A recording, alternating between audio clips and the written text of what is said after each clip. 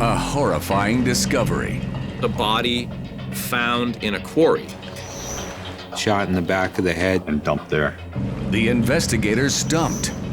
It's not only a whodunit, it's a who is it? Where do you start? The victim, a middle-aged man with a mysterious past. He was very secretive. They'd met him at coffee shops. And a shadowy lifestyle. This is a lot bigger than the landlord really thinks it was. The missing housemate. Is she a witness? Is she a victim? Is she alive? The friend who's disappeared. Shivers went down my back. Oh my God, we have a possibility of 3 victims. Is this gruesome attack just the beginning? Did someone from organized crime come in and kill him? Investigators hope science can help solve the crime. We could see that a section of the carpet had been removed. It was blood. It was an amazing forensic puzzle. There was 10 beautiful fingerprints. But will the killer get the best of them? Who actually pulled the trigger? We had a genuine mystery on our hands. It was going to be a long, hot summer.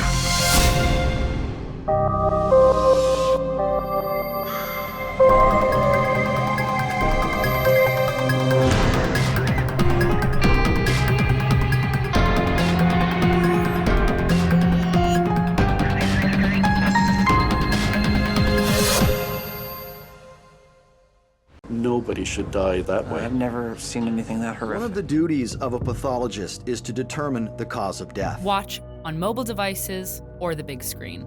All for free. No subscription required. Download Veely now.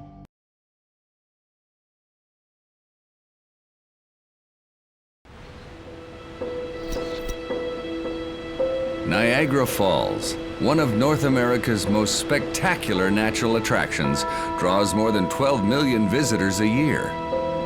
On this May-long weekend, a holiday, tourists swarm its banks. Less than an hour away, 7 teenagers enjoy much calmer waters.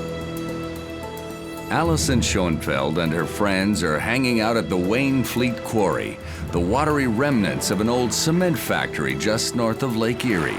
We were excited to go spend the weekend together and throw ourselves off bridges. Hot summer temperatures are still a month away, but that doesn't stop the teens from bridge jumping. It was pretty shocking to jump into such cold water, so we definitely swam to the side and got out as quickly as we could. While on the Quarry Bridge, they spot an intriguing object just below the water's surface. We were looking down at this bag, and it had US on the top in big black letters, so we thought maybe it was a mail bag, or maybe it had money in it, or maybe it had a dead animal in it. And then somebody said maybe it had a dead body in it, and we all laughed. But what they will discover is no joke. When we were pulling it out, we were commenting on we couldn't believe how heavy it was. As we were pulling it up, the water around the bag just came up and it turned all red. And that's when we knew it was, in fact, someone that was dead in the bag. Horror struck. The teens flag down a passing motorist who calls police. We just couldn't believe what we had just found. Donna Moody can believe it. She's head of the Niagara Police Force's Major Crime Unit.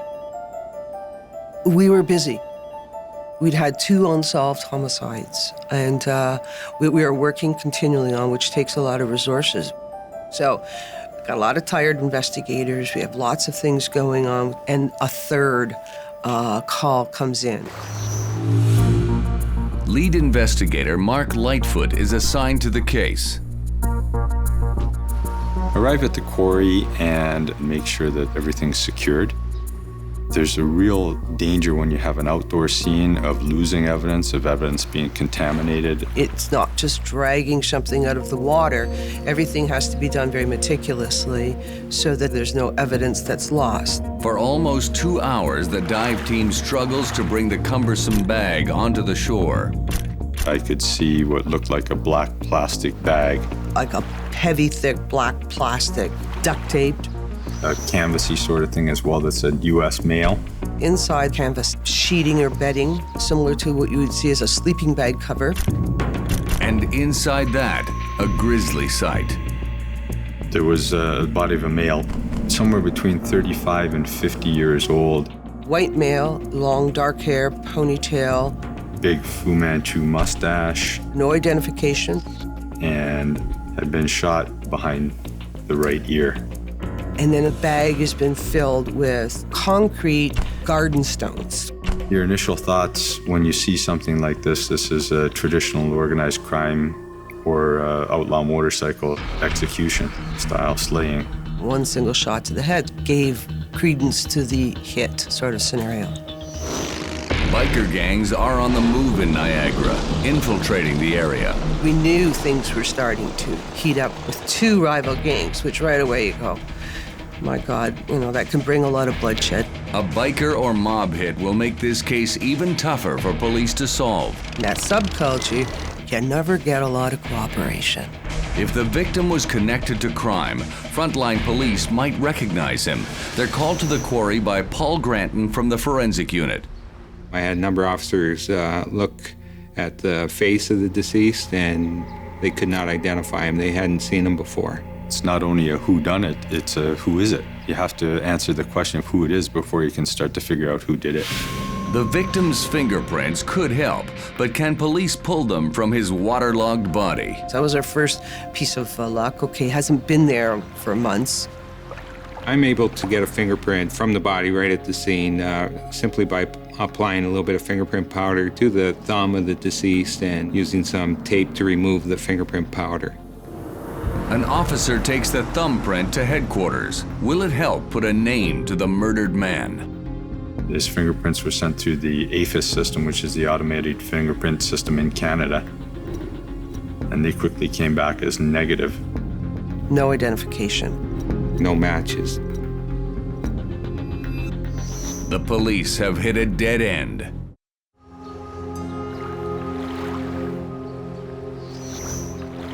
A waterlogged body is discovered submerged in an Ontario quarry.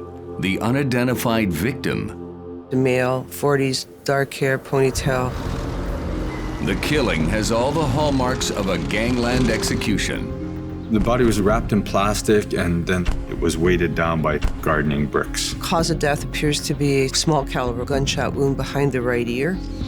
Investigators run the victim's fingerprints through the Canadian database, but find no match. They switch gears and focus on the killer, but determining that person's identity won't be easy either. They look for any clues that might have been left by the killer on the plastic body bag. Water is going to hamper any type of forensic investigation, but fingerprints can survive underwater. The tape that bound the bag might also provide prints. Whenever fingertips or part of your palm come in contact with the sticky side, the tape will actually remove some of the skin layers that are on your hand. The duct tape and the plastic were sent to the OPP, the Ontario Provincial Police in Aurelia. While investigators wait for results that may identify the killer, we did a canvass of the area, which is good old-fashioned police work, knocking on doors and talking to people. No one had seen anything or heard anything. So it was going to be a long, tiresome, hot summer. A summer made worse by a hungry news media, including local crime reporter Grant LaFleche. It excited me as a journalist because we had a genuine mystery on our hands. We didn't know what had happened. The police didn't know what had happened. So I tried quite hard to try to get sort of into it as far as I could. But Deputy Chief Donna Moody is reluctant to release too much information for fear it could compromise the investigation. We try to find right away a small piece of evidence that only the killer themselves or someone closely connected on scene at the time of the killing would know. Traditionally, they call that holdback evidence. In this case, the holdback is how the victim was killed. When we first found out, we knew he was a dead guy in a bag. I didn't know how he died, and they weren't going to tell us. Using my own sources within the police department, I was able to find out that the victim had been shot at close range in the back of the head with a small caliber weapon. The information hits the headlines. Which really, I know, upset the investigators. I mean, they didn't say .22 caliber, but he clearly said in that article, small caliber weapon shot in the head. Police are thinking it's a biker organized crime hit. Annoyed, Donna Moody hatches a plan for the media to help identify the victim rather than disrupt the investigation. At the post-mortem, they photographed a side view and a front view of the deceased male, and we wanted it in the paper. Who is this person? Can you identify it? And they released to the press this morgue photo of the murder victim, just his face. And my first reaction was, okay, great, let's run it. But the higher-ups at the paper decide the picture of a corpse is too much for their readers. And so we did not run the photo. We were disappointed they didn't run it, but we were making progress in another area. Namely, trying to identify the body by identifying the origin of the canvas bag. The bag that he had been put in was a U.S. military-style kit bag, so there was a thought that he might be an American citizen. And if so, could police find a fingerprint match for their victim in the U.S. database? The AFIS operator for Niagara Regional Police took that fingerprint over to the United States. Physically took them over and entered them into their system, and the victim was subsequently identified. 3 days after his body was pulled from the water, police finally have a name for their victim. Paul Campagna. Everything matched our victim, which was great because that's number one. You can start looking for your timeline, what's happened in the past. Police learned Paul Campagna grew up in a Buffalo suburb. So how did he end up dead in an Ontario quarry? Once we identified him, we went to the family immediately and notified them of the sad discovery. Paul Campagna's sister, Ida, arrives home from work that night, unprepared for the horrifying news. I see police cars in the driveway in front of our house, and my mother is pale as a ghost sitting in the living room. Law enforcement officers tell me that my brother had been murdered. And I couldn't grasp what was being said to me. Who had done this to my mother, who had done this to our family? If Paul Campagna was involved in organized crime or biker gangs, he had an unlikely background. Paul went to medical school. He went to Dartmouth, which is, Ivy League. He did very well. He became a medical doctor. He worked in emergency rooms. He got a job with the federal government inspecting hospitals. When he decided he wanted to be a lawyer also, he went to law school. He got in at Oxford. He had such a gift. He was so bright. He had a great career and future ahead of him. Until a setback altered Paul's life and destroyed his relationship with his family. He had been in an automobile accident, had injured his back, that had left him with inability to work. He had an unsuccessful operation on his back, so he was in a lot of pain. He dropped out of his career. He grew increasingly estranged from everyone, including his devoted mom. One time, my mother was in the car, and Paul passed by the car, tapped on the window, and didn't speak with her or anything, and walked away. That must have been heartbreaking for her. They said they thought he'd maybe been working at the university helping exchange students. The grief-stricken family can provide no explanation why someone would brutally kill Paul. Investigators turned their attention back to Niagara, where his body was discovered. Now that we have the name, we do our own local records check. When we ran the name Paul Campagna, it came back as having one contact with the Niagara Regional Police Service. Previously, he'd been involved in a motor vehicle collision in the city of Niagara Falls. Police checked the car's registration, and the results are puzzling. The registered owner of the vehicle is not Paul Campagna. The registered owner of the vehicle is a female.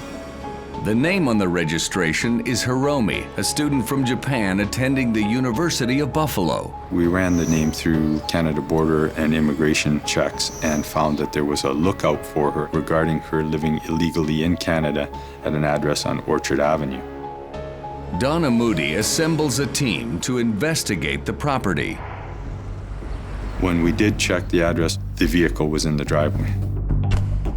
We watched the residence for a little while, no movement in and out, didn't appear to be anybody in there. The yard itself was a little overgrown, and looking over the fence, there was a pool, in-ground pool, that hadn't been cleaned, and the water was green and dirty.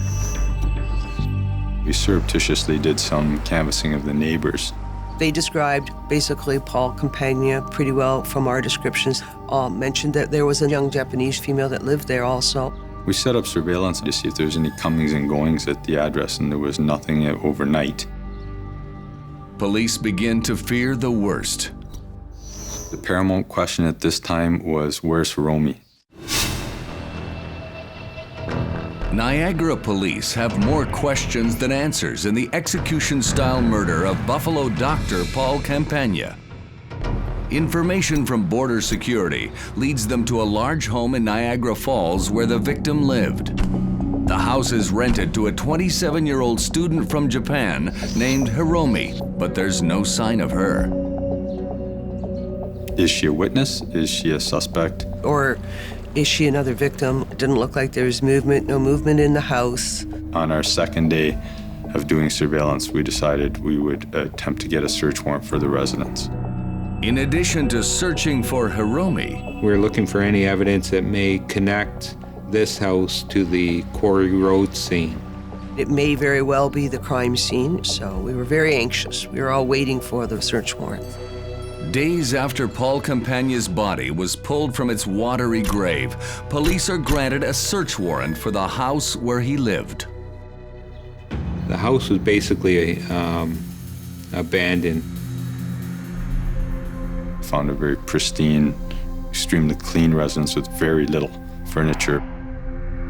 There was one mattress that was lying on the floor, very little clothes, very little in the house that indicated that it was lived in.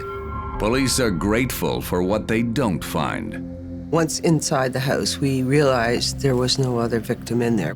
The focus of our investigation was to find her safe. We drained the pool looking for any evidence, and there was nothing there. The forensic team searches for anything that could link this house to Paul Campagna's murder. We found sheets of heavy black plastic, similar to what wrapped the body. We found duct tape. Has Hiromi suffered the same fate as Campagna? Where is the Japanese female student? The search warrant included the vehicle that was parked in the driveway that was registered to her. There's no evidence of Hiromi inside, but what they discover in the car provides a surprising lead. In the trunk area, we found several bags of dried marijuana leaves. There was dirt, there was the stalks of the marijuana plant. Clearly that would indicate to us that there was cultivation going on. We didn't find any evidence of marijuana grow in the residence. Police review the home's power bills and look for high electricity consumption, the telltale sign of a marijuana grow-up. The hydro records showed an inordinate amount of use earlier in the year, so we assumed that there had been a grow at one time on Orchard Avenue, but it had been moved. Where it went is as much a mystery as Hiromi's whereabouts. We did some background checks on Hiromi and found an emergency phone number from her Buffalo University records. Mark Lightfoot, the detective in charge, placed a cold call through to Japan to the number. He got through on the number. And I asked if it was Hiromi, and she said it was. And I quickly identified myself as a police officer in Canada in Niagara Falls. He tells her Campagna has been murdered. She became very quiet, and I asked her about her relationship with Paul Campagna. She said they were friends. She was taking courses, and as part of her courses, she traveled around the world. He stayed at the house as the keeper of the house. She left the car there with him. She was forthright enough in saying that she had been living with him and she had rented the residence for him. And so I was quite confident it was Hiromi. She tells police that 5 months earlier, she found Campagna was growing pot in the house and ordered it removed, which he did. And though Hiromi insists she had nothing to do with Paul Campagna's murder, it certainly didn't eliminate her as a suspect or a possible witness. She seemed quite evasive with me on the phone. They notified Japanese authorities about the investigation.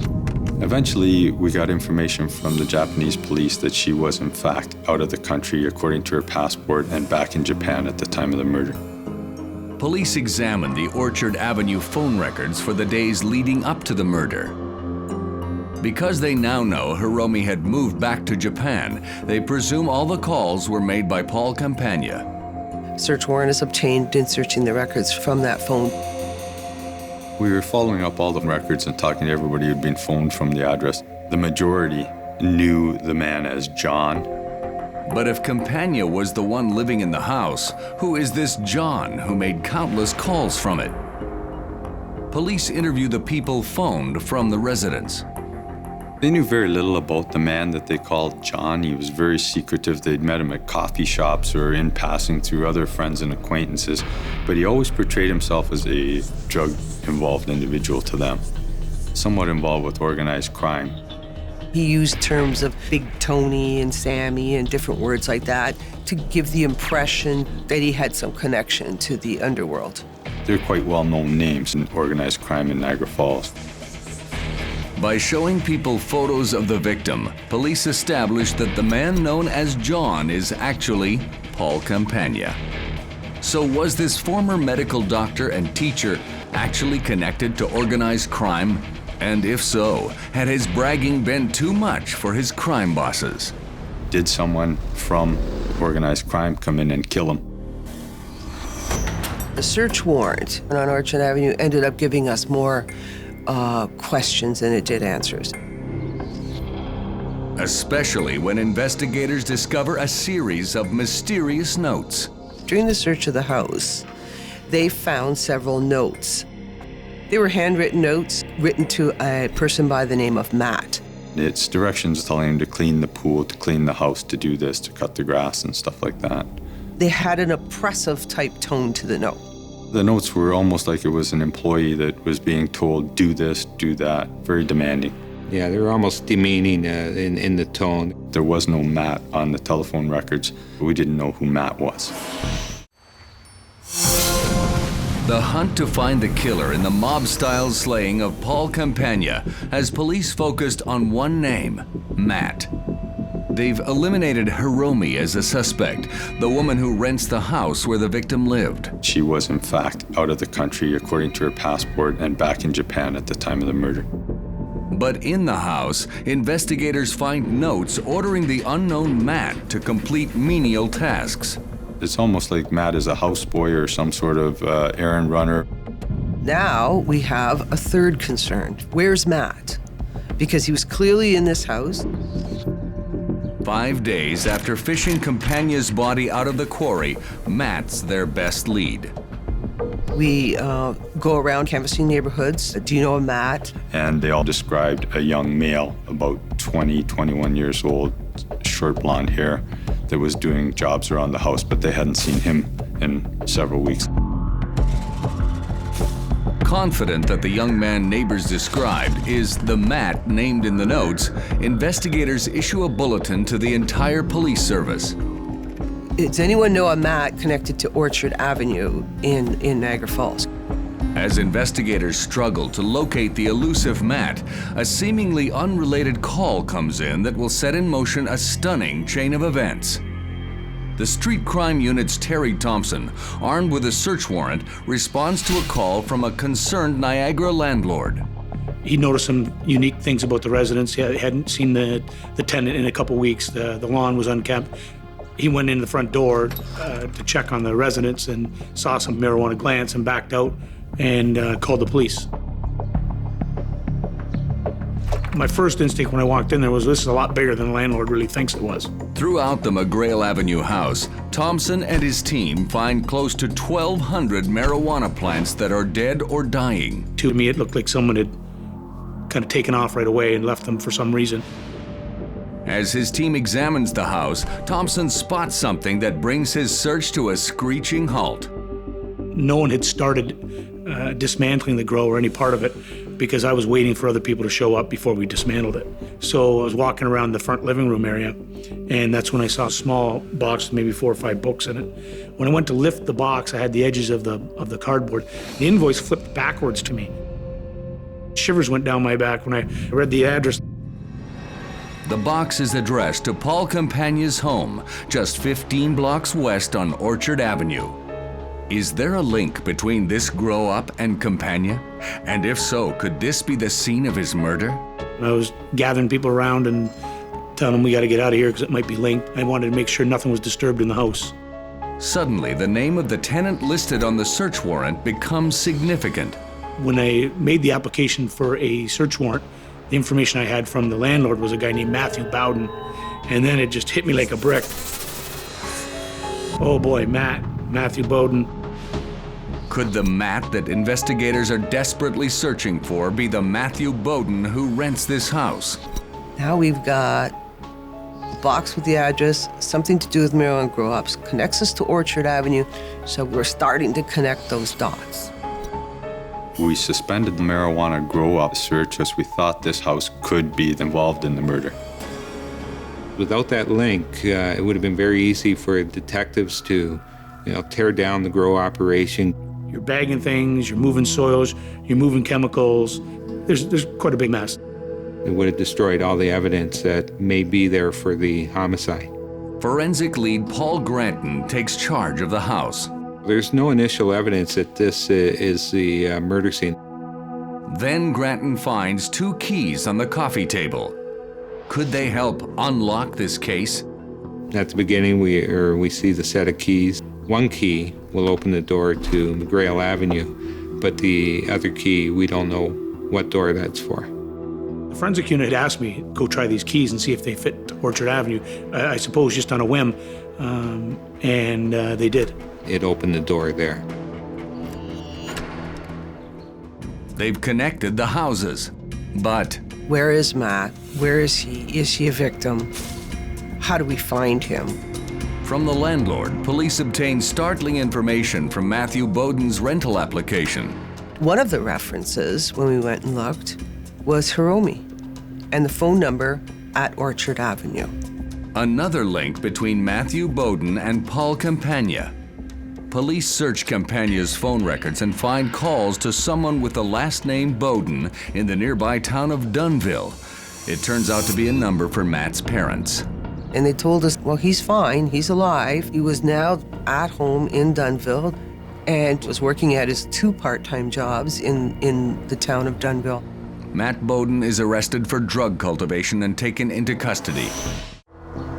2 weeks after 49-year-old Paul Campagna was shot, bagged, and dumped, police still don't know who committed this horrific crime. Their only arrest is the victim's 21-year-old drug associate, Matt Bowden, who's suspected of running a Niagara grow-up. They arrested him for the charges of cultivation of marijuana in relation to the McGrail Avenue search warrant.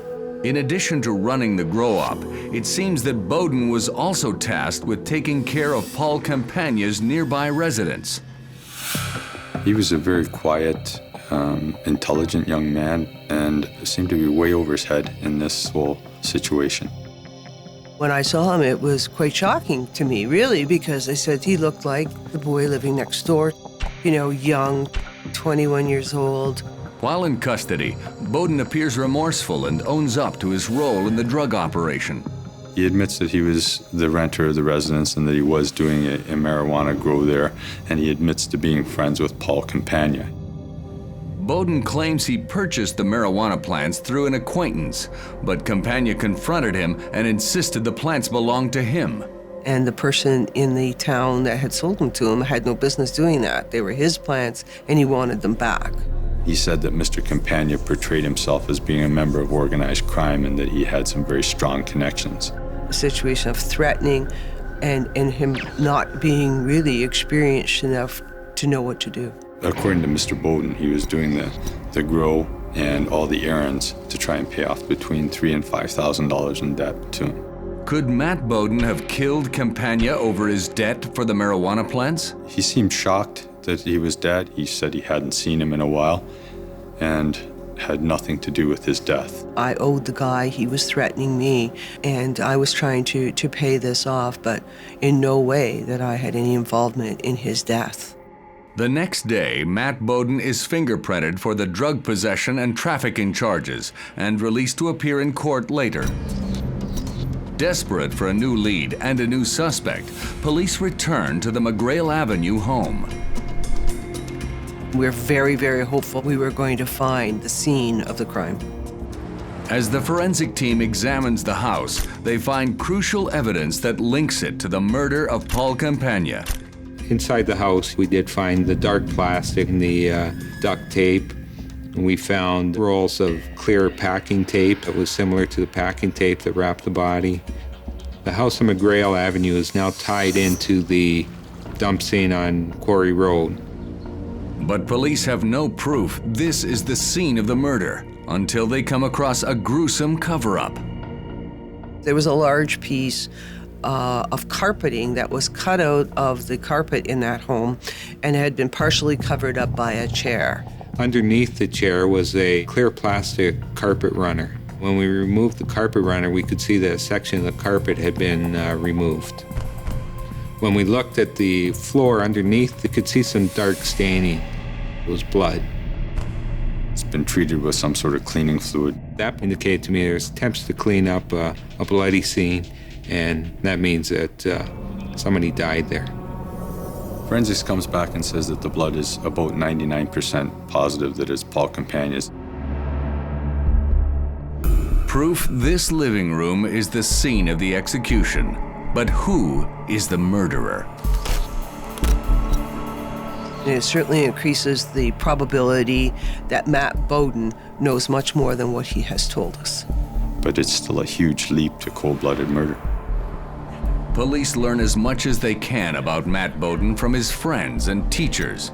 He was a very gifted student, a very bright student. Every teacher that we talked to said he was a pleasure to have in the class. His friends said that they had been to the house. They had seen the marijuana grow. A number of them said that they had seen Mr. Campagna and that he treated Mr. Bowden very badly and that he was very bossy and aggressive towards him. Police ask his friends for their fingerprints, which they voluntarily submit. Paul Granton wants them to determine who's been in the home where Campagna was killed. Anyone that was in that house could be involved in the homicide.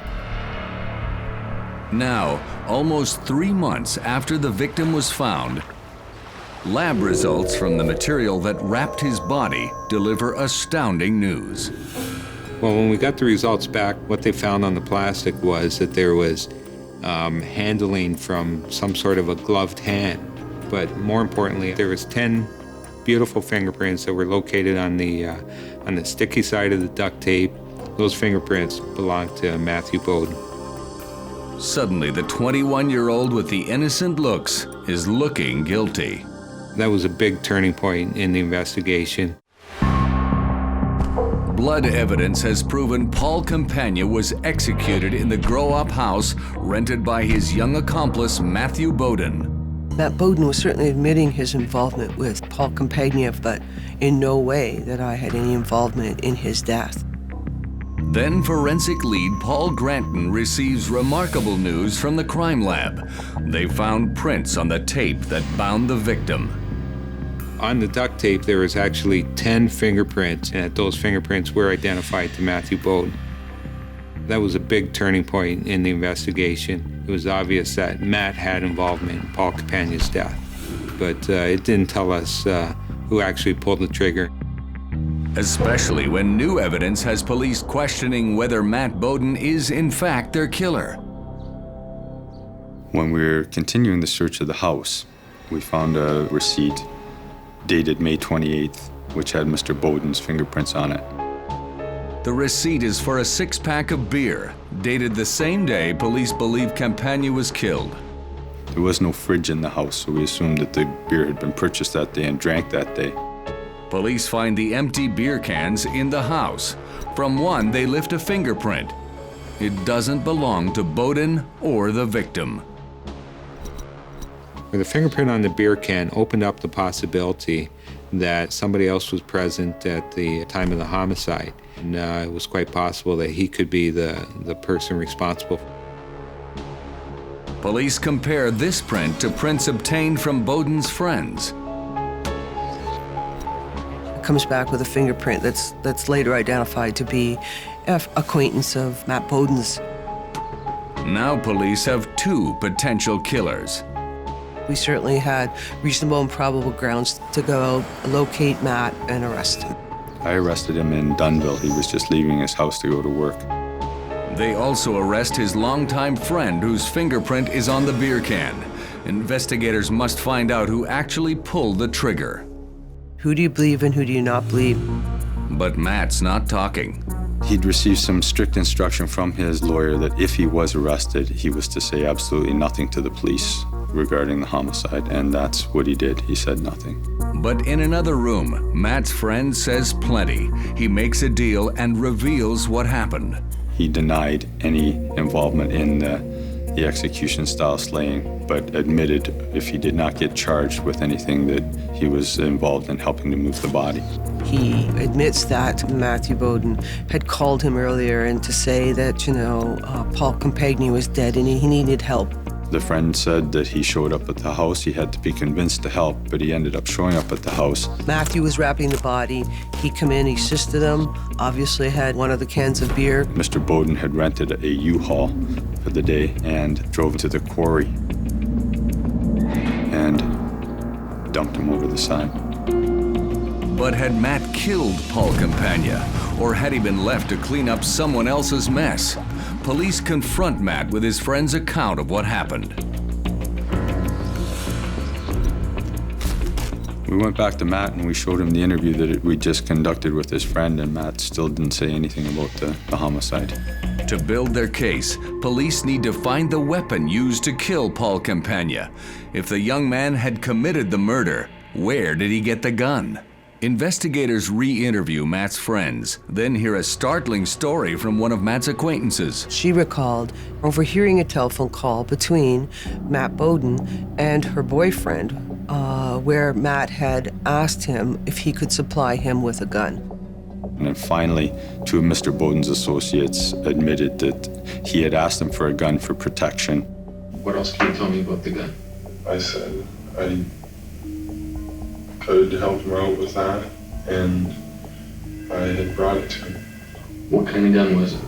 It was a .22. The same sized bullet used to kill Paul Campagna. That was part of the holdback evidence. It was, in fact, a .22 caliber firearm that was used to kill him. Although the search of the McGrail Avenue house has turned up no firearm, police had found some incriminating items. One of them was a scope for a rifle. There were receipts from U-Haul rentals. There was an index card from the library, and on the back were some writings that we determined to be how to make a homemade silencer. But are they Matt's? Fingerprints are pulled from the index cards and matched to Matt. That, coupled with all of the forensic evidence, we certainly had reasonable and probable grounds to believe that Matthew was the killer in this homicide. Police have arrested 21-year-old Matt Bowden for the first-degree murder of Paul Campagna. They've linked him to the homicide with overwhelming forensic evidence, including his 10 fingerprints on the tape wrapped around the murder victim.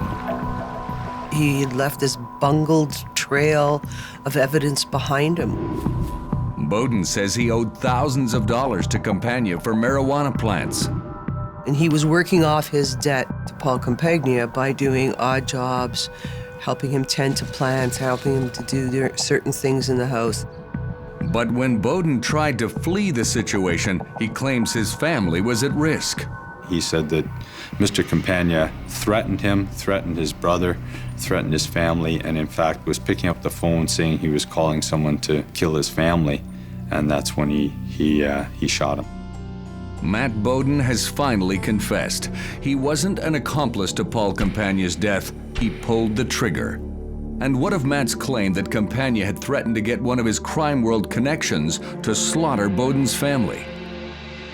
There were names being thrown around that I recognized that if it was true, he would have certain backing from members of organized crime. But was Campagna bluffing just to keep Matt under his control? Donna Moody asks her colleagues in intelligence to verify Campagna's claim. Nobody knew him in that world. There was no connection to Paul Campagna in that world. And there's lots of ways to check that connection out, and there was no connection. But police believe Paul Campagna isn't the only one who's been telling lies. They doubt Matt or his family were in any danger from Campagna. Even Matt Bowden's lawyer has trouble believing his client's version of events. I had difficulty in dealing with the explanation that the deceased had threatened his family and his brother, and he couldn't extricate himself from this. I had very little direct evidence of the alleged misconduct by the deceased. Very little. The victim's family rejects Bowden's explanation as well. It's not self-defense when the other guy doesn't have a gun. And if it's self-defense, why would you go through that trouble to get rid of the body, to hide the crime? Looking at the trajectory of the bullet, Paul was probably asleep when he was shot. Paul was laying there defenseless, and he put the gun behind his ear and pulled the trigger. He did not need to kill my brother. Paul was probably growing marijuana to fund his law school. So what was Bowden's motive for killing Campagna? There are some witness statements that indicate that Matthew had said, "I'm going to rip him off for the grow-up." Is it possible that he just wanted to cut Paul Campagna out of it? Nobody knew what happened in that house that night. No one but Matthew Bowden, my brother. Police learned that after the murder, Matt Bowden rented a truck to remove the plants. The first time the truck broke down, the next time, police were at the house. Whatever the motive, the evidence proves Bowden pulled the trigger. That was one of the huge jumps that we had to make, was putting this young 21-year-old, never been in trouble with the police kid into a possible cold-blooded murder scene. Bowden pleads to second-degree murder and is handed a life sentence with no chance of parole for 10 years. It's certainly a tragedy all around for everyone involved. Mr. Campagna was a gifted, brilliant man who just didn't find his way in life. And Mr. Bowden was 21 years old with his whole life ahead of him. We really did believe it to be some type of organized crime biker. This is the start of the violence coming to our area. And it turned out to be totally opposite from that. After Matthew Bowden pleads guilty, Donna Moody becomes the first female deputy chief of the Niagara Regional Police and is honored with the International Association of Women Police Excellence in Performance Award. It was clearly an amazing forensic puzzle that was put together, and every piece dropped right into place. For more information, go to ownca.oprah.com/murder she solved.